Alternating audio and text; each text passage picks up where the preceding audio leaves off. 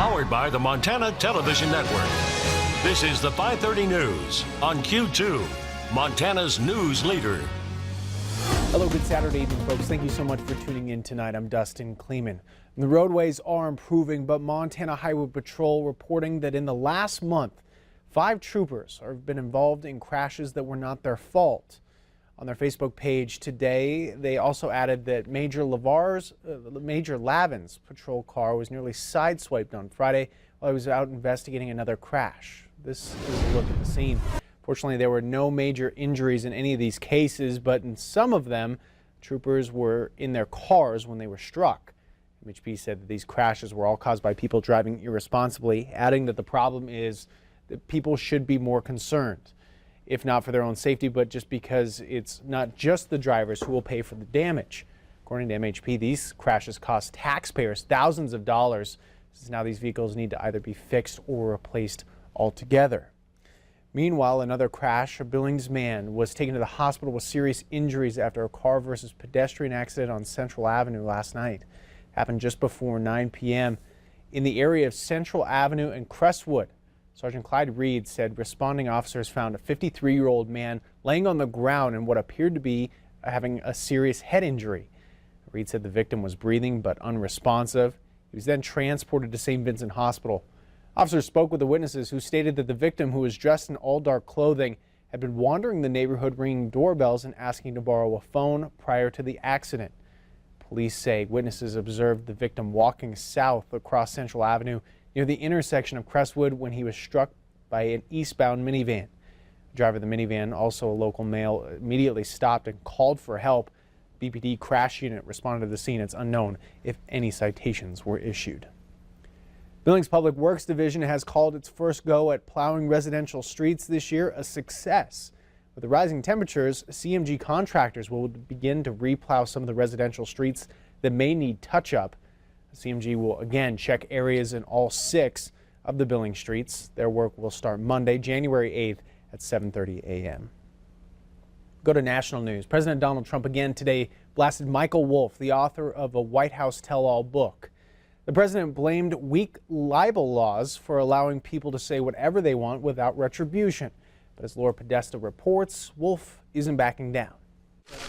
President Trump says his track record proves he is a stable genius, despite accusations in the book Fire and Fury claiming he's mentally unfit for office. I was a very excellent student, came out, made billions and billions of dollars, became one of the top business people. The president, along with members of his cabinet and top Republican leaders, held meetings at Camp David to lay out the framework for their 2018 agenda Saturday. In the book, Michael Wolff portrays the president's mental fitness as childlike and the White House as a place of dysfunction and chaos.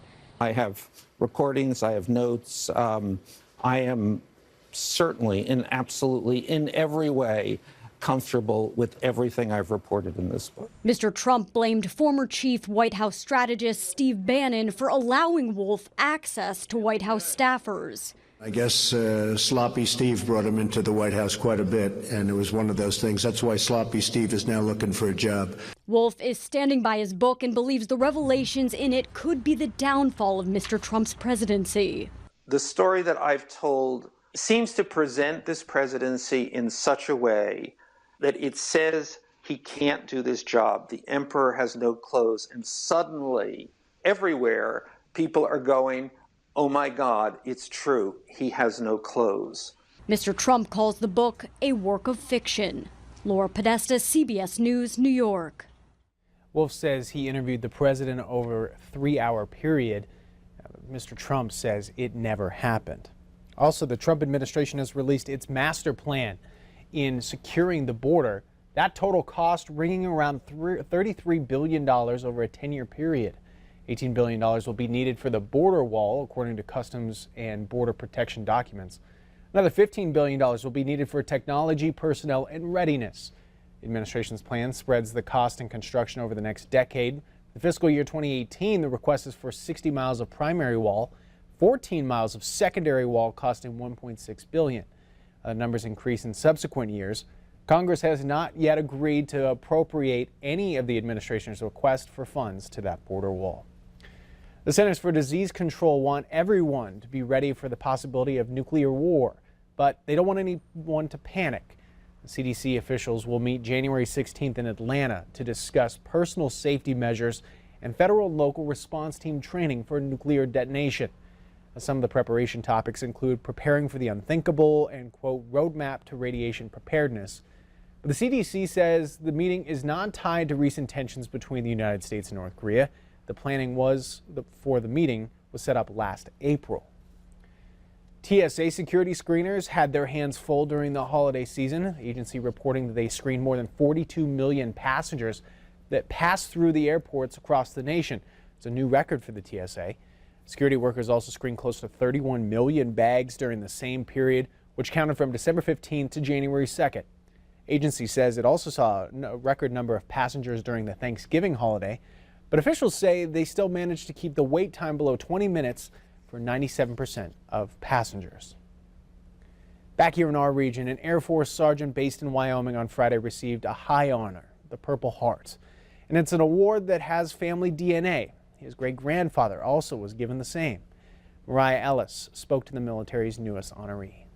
You train really hard and you work really hard to get to an opportunity like that. I didn't want that opportunity to get cut short. Those were the words of Technical Sergeant Douglas Smits, describing why he continued on after his team had been struck by an improvised explosive device during a deployment in Afghanistan. You could either get flown out or stay there and keep going. The tech sergeant, who was then 22, was able to help with one of NATO's largest operations to date, helping reduce terrorism and restoring power and infrastructure in the region. Looking back on it, I feel like I was a little naive to what was going on. It wouldn't be until years later that Smits would find out he had a traumatic brain injury.